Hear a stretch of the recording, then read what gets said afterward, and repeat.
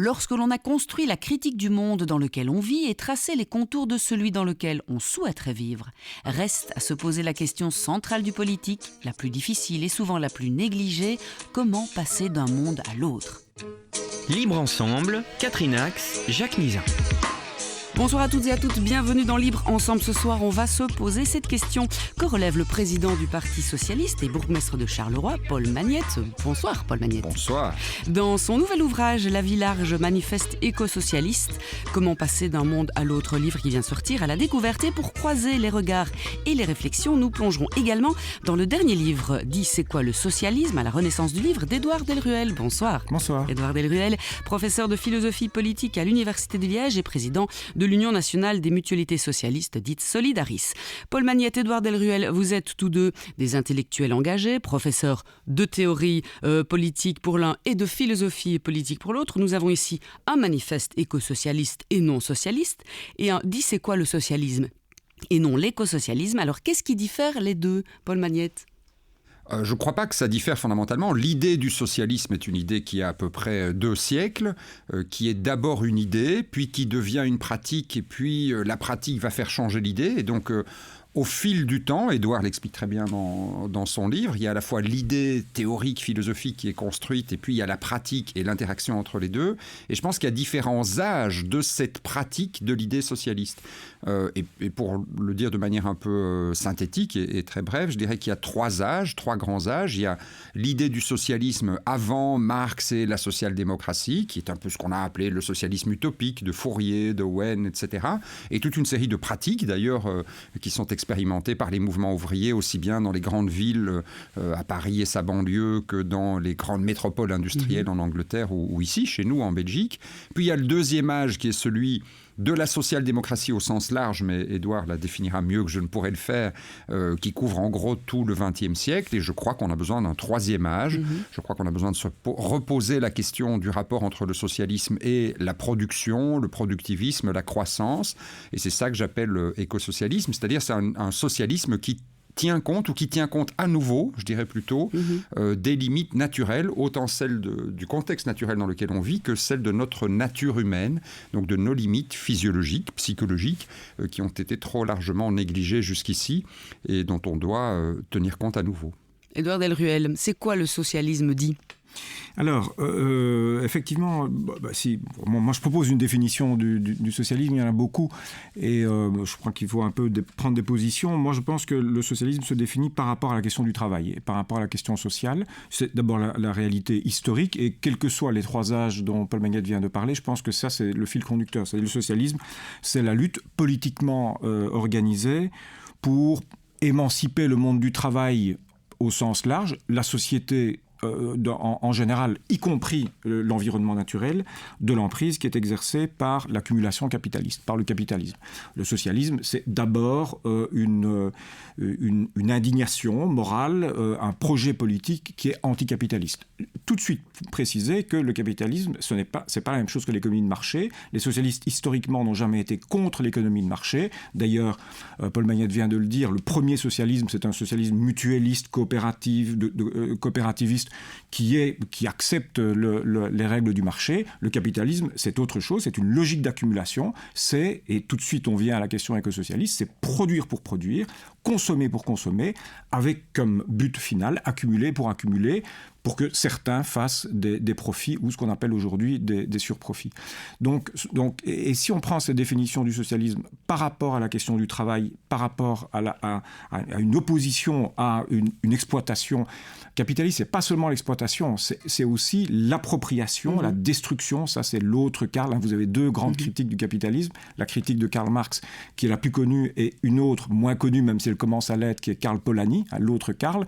Et ce que Karl Polanyi, donc c'est 1944, la grande transformation, ce qu'il montre très bien, c'est que le capitalisme, c'est pas tellement qu'il exploite, c'est certain, mais il détruit la nature, il détruit nos mondes vécus, il détruit nos traditions, et le socialisme, c'est une réaction progressiste, une réaction émancipatrice face à cela. Et si je peux ajouter une petite chose sur le rapport entre socialisme et écosocialisme, je suis d'accord qu'on peut définir selon les 3 âges dont Paul Magnette vient de parler, mais on pourrait montrer que les premiers socialistes sont tout à fait conscients des enjeux environnementaux. Si vous lisez un texte comme La situation des classes laborieuses en Angleterre de Engels, qui est un ouvrage de 1847 ou même 46, Engels décrit la vie des ouvriers, les questions d'hygiène, les questions d'insalubrité, les questions de pollution de l'air, etc. Donc, et on pourrait le montrer avec des gens comme Raspail, tout le monde connaît le boulevard Raspail à Paris, c'est un scientifique et un socialiste qui a mis l'accent sur ces aspects-là. Donc on pourrait tirer un fil, d'ailleurs certains auteurs l'ont fait, pour montrer que le socialisme a toujours eu, en fait, il a eu sa phase productiviste, c'est incontestable, et peut-être même un peu consumériste dans la social-démocratie, mais il y a un fil rouge éco-socialiste que l'on pourrait tirer depuis déjà le 19e siècle. Donc, Paul Magnette, la question sociale n'est pas du tout éclipsée par la question climatique. Elle l'engloberait, c'est ce que vous démontrez aussi dans votre livre. Vous faites la critique du capitalisme et puis vous donnez des propositions et des stratégies. Oui, il y a eu une éclipse de la question naturelle, si on veut. Comme d'ailleurs, il y a eu une éclipse de la question féministe et comme il y a eu une éclipse de la question raciste ou coloniale.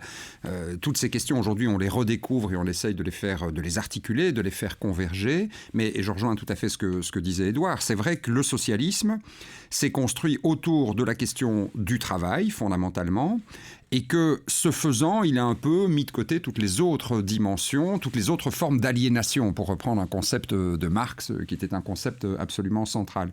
Or, et c'est ça tout l'intérêt de l'écosocialisme, c'est de redécouvrir que les tout premiers, Édouard citait par exemple Raspail ou les premiers textes d'Engels, mais quand on relit les textes absolument fabuleux de Charles Fourier ou de Robert Owen, par exemple, on voit qu'eux avaient une vision d'un autre monde qui était une vision totale, une vision complète. Il fallait changer les rapports du travailleur à son travail, mais il fallait aussi changer les rapports d'aliénation de l'homme par rapport à la nature, il fallait changer les rapports entre les femmes et les hommes, il fallait changer les rapports entre les adultes et les enfants. C'est-à-dire c'est l'ensemble des relations qui constituaient le monde, qui étaient marquées par des rapports de domination et d'aliénation et qu'il fallait transformer. Et puis, tout ça a été un peu oublié. La centralité de la question du travail a fait que c'était quand même le travail des hommes plus que celui des femmes. C'était le travail des hommes blancs des régions de la grande industrie plutôt que celui des peuples colonisés et racisés dans les territoires dominés, et même dans une large mesure que le travail rural qui a été assez largement oublié dans ces conquêtes. Donc il y a eu une telle concentration sur la libération, elle est tout à fait légitime, de l'ouvrier, des métropoles, de nos territoires occidentaux, que le reste est un peu passé de côté. Et aujourd'hui, peut-être parce que ce monde industriel, là, n'a plus l'importance, la centralité qu'il avait au 19e et au 20e siècle, mais peut-être aussi parce qu'on redécouvre et qu'on relibère finalement notre regard sur d'autres formes de domination, il y a le besoin de réarticuler dans le combat socialiste la question féministe, la question naturelle, la question sociale, bien entendu, qui reste absolument centrale, et la question du rapport colonial.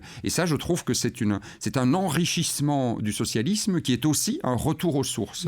Alors, vous prenez la vie large dans votre livre. Vous avez emprunté cette formule à Jean Jaurès. Nous ne sommes pas des ascètes, il nous faut la vie large. C'est quoi pour vous la vie large ? Alors, chacun en donne sa définition. Je crois qu'il n'y a pas de définition, heureusement d'ailleurs, unanime du bonheur. Chacun a son idée du bonheur. Mais il y a quand même un premier élément qui est qu'il n'y a pas de bonheur possible si on est tous les jours dans la misère et la pauvreté. Si chaque jour, on doit se poser la question de la subsistance, si chaque jour, on doit se demander comment on va payer son loyer, sa facture d'énergie, les frais scolaires des enfants, accéder à une alimentation naturelle et de qualité, renoncer à se soigner, etc., alors il n'y a pas de liberté possible, il n'y a pas d'émancipation possible. Donc il y a quand même ce socle de biens essentiels, de besoins essentiels auxquels on doit pouvoir répondre et auquel la société doit pouvoir répondre. Ça, pour moi, c'est le premier pilier du socialisme, c'est qu'à travers les services publics, à travers la protection sociale, on puisse offrir des réponses à tous ces besoins essentiels. Et puis après, une fois qu'on a répondu à tout ça, le bonheur, c'est une histoire extrêmement personnelle. Est-ce qu'on le met dans le fait d'avoir des enfants ou ne pas avoir des enfants, dans ses choix d'orientation sexuelle, dans le choix de privilégier ceci ou cela? Mais c'est en tout cas permettre, se dire que dans l'humain, il y a une série de facultés absolument exceptionnelles, il y a une série d'aspirations à la communion avec la nature, à l'amitié, à la convivialité, le droit à la beauté, les satisfactions esthétiques, etc. Et qu'on doit leur permettre de s'épanouir. Et chacun choisira l'épanouissement en fonction de ses inclinations personnelles. Mais en tout cas, on doit rendre possible le fait de cultiver toutes ces facultés humaines et de ne pas les mettre sous l'été noir, comme ça a trop longtemps été le cas, parce que les seules choses qui valaient étaient la production d'un côté, la consommation de l'autre. L'humain est beaucoup plus riche que ça. Édouard Delruel, vous aussi, vous pointez cette notion de George Orwell, la common decency, si je le dis bien. Ce serait ça, une vie décente, une vie large que le socialisme a tenté d'apporter. Vous pointez aussi d'ailleurs les belles réalisations du socialisme en 2 siècles. Oui, alors la vie décente, qui est la définition effectivement de George Orwell du socialisme, d'abord je pense que c'est vrai que le socialisme, c'est d'abord une réaction éthique. Hein, bon. Et puis après, il y a un projet politique. Mais il y a des choses qui ne se font pas, il y a des accumulations de richesses qui ne se font pas, parce qu'elles corrompent tous nos rapports. Bon. Donc c'est ça, la décence commune en quelque sorte. Bon. Maintenant, je pense que ça ne suffit pas. Et je dis dans mon livre que je ne réduis pas le socialisme à cette définition uniquement morale. Le socialisme, c'est aussi, et Paul vient de le dire tout à l'heure, c'est aussi un projet, et un projet en quelque sorte global. C'est-à-dire que les socialistes partent de la question du travail, de l'aliénation que ça peut poser, de la libération éventuelle que ça peut poser aussi, le travail peut épanouir, même si la liberté se trouve au-delà du travail. Et puis à partir de là, il y a effectivement les questions de genre, il y a la question, si on vient avec la question raciale ou décoloniale, bah c'est une géopolitique qu'il faut réinventer là derrière. Et donc je pense qu'il faut dépasser cette idée de décence commune, même s'il faut partir de là. Alors pour moi les plus grandes réalisations du socialisme, c'est d'abord je vais dire des micro-réalisations, c'est-à-dire des combats, des luttes syndicales. Je suis président d'une mutuelle. Les mutuelles, au départ, ce sont des gens qui se mettent ensemble pour faire face aux problèmes de santé, de vieillesse et de chômage. Et puis c'est en 1945 qu'on a institutionnalisé, étatisé, si on peut dire, enfin en tout cas sous l'autorité de l'État, la sécurité sociale. Mais au départ, ce sont des micro-réalisations des gens. Pareil pour les coopératives, pareil pour les luttes syndicales. Puis après, le droit de grève arrive, et puis les syndicats deviennent des corps intermédiaires, etc., comme les mutualités. Ça, c'est la première chose. La deuxième grande réalisation pour moi du socialisme au XXe siècle, c'est ce qu'on peut appeler l'État social, avec comme cœur la sécurité sociale, et puis les 2 autres piliers que sont le droit du travail et les services publics. Et puis derrière cela, des politiques de régulation de l'économie. Il ne s'agit pas d'une économie complètement dirigiste, c'est une économie mixte, mais qui est régulée. L'État a la maîtrise de la monnaie, du crédit et de l'investissement. C'est la redistribution. Il faudrait reparler de la fiscalité, qui est pour moi un point absolument fondamental aujourd'hui de reconquête des socialistes, et des politiques de concertation. Ça, c'est la grande réalisation des socialistes. Maintenant, il y a aussi, on pourrait en parler, des échecs, et évidemment, on songe au communisme soviétique et aujourd'hui à un pays comme la Chine, je veux dire, qui est un pays communiste qui se réclame du socialisme et qui cumule un régime totalitaire avec un ultra-capitalisme. C'est évidemment un échec fondamental, et la conversion au capitalisme, elle a été le fait là de l'élite du parti elle-même. C'est pas venu des gens d'en bas. Les gens n'ont pas voulu le capitalisme, il a été imposé par en haut. C'est vrai aussi en Russie. Donc ça, c'est évidemment le gros échec de la famille socialiste en général, même si c'est une branche particulière qui est la branche, disons, bolchevique ou communiste. Donc voilà, mais vraiment à très gros traits. Mais regardons les résultats positifs. Et les résultats positifs, ils sont venus d'expériences et d'initiatives qui, au départ, partent du terrain. Et pour moi, le socialisme est fort lorsque, en quelque sorte, en étau, il parvient à la fois par en bas à lutter, à prendre des initiatives tout à fait concrètes, associatives, et par en haut, il faut la régulation de l'État, il faut l'autorité de l'État, il faut un État qui soit un État stratège, régulateur, et c'est la conjonction des deux, de ce qui vient d'en bas et de ce qui vient d'en haut, qui fait l'efficacité du socialisme. Et à mon avis, c'est encore cela qui est d'actualité au XXIe siècle. Vous dites aussi, Paul Magnette, qu'il faut une planification de cette transition énergétique et climatique dont vous parlez beaucoup par les pouvoirs publics.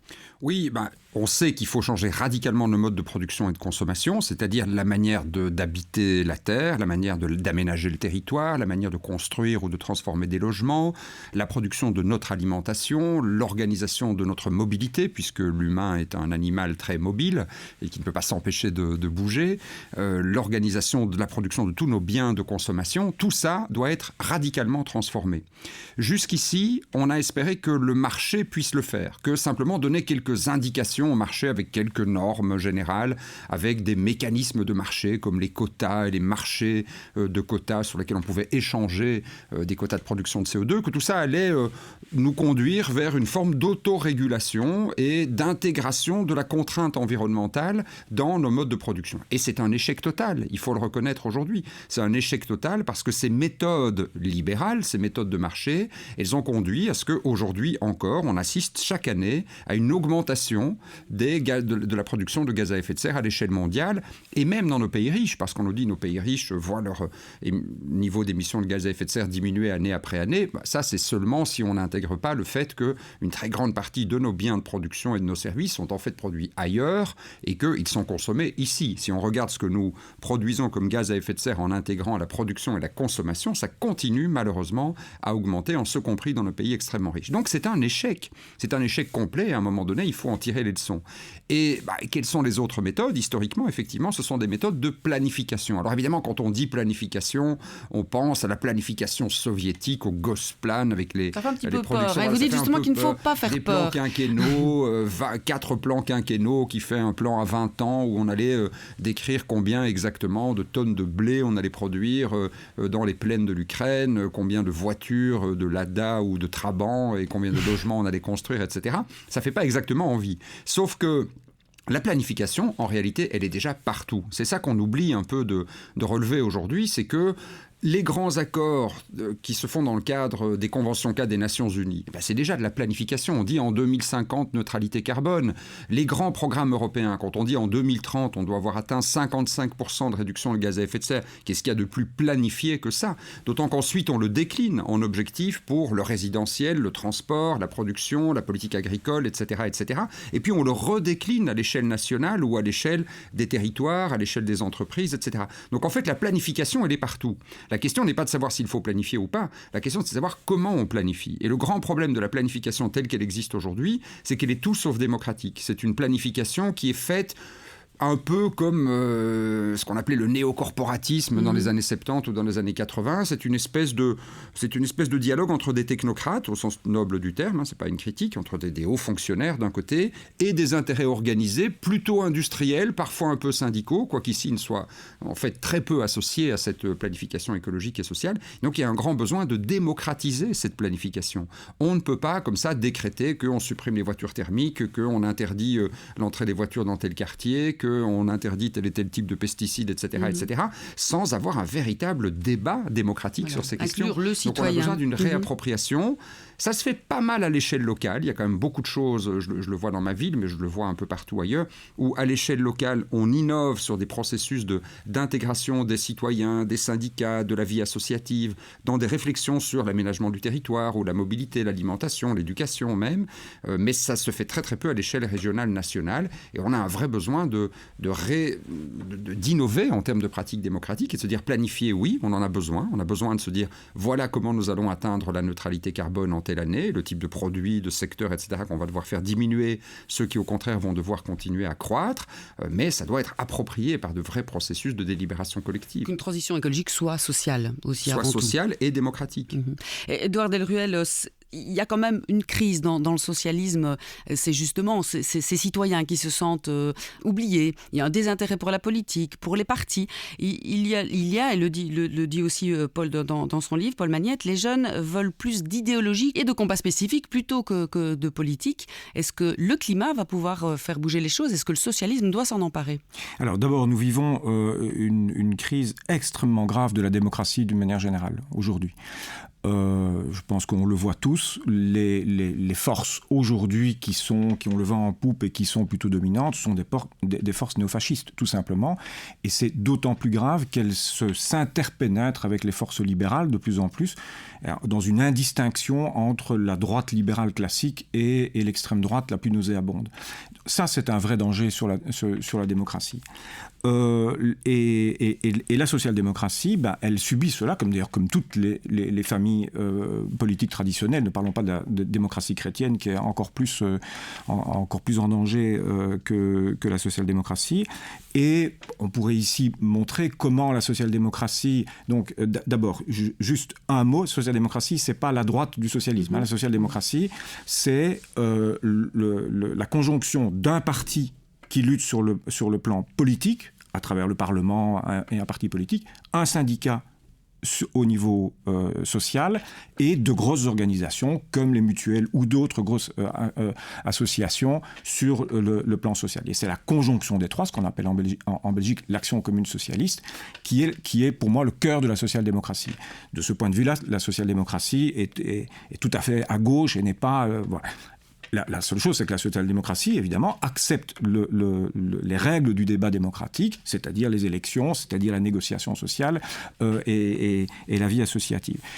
Cette social-démocratie, elle a eu deux grandes périodes. Une période entre 1945 et 1980 où elle était peut-être même hégémonique, en tout cas culturellement hégémonique. Elle a vraiment transformé la vie des gens. La sécurité sociale, je pourrais le montrer, a vraiment changé la société et changé la vie des gens. Puis il y a eu une période, on va dire, néolibérale, où la social-démocratie a fait des compromis, parfois, je pense, des compromissions.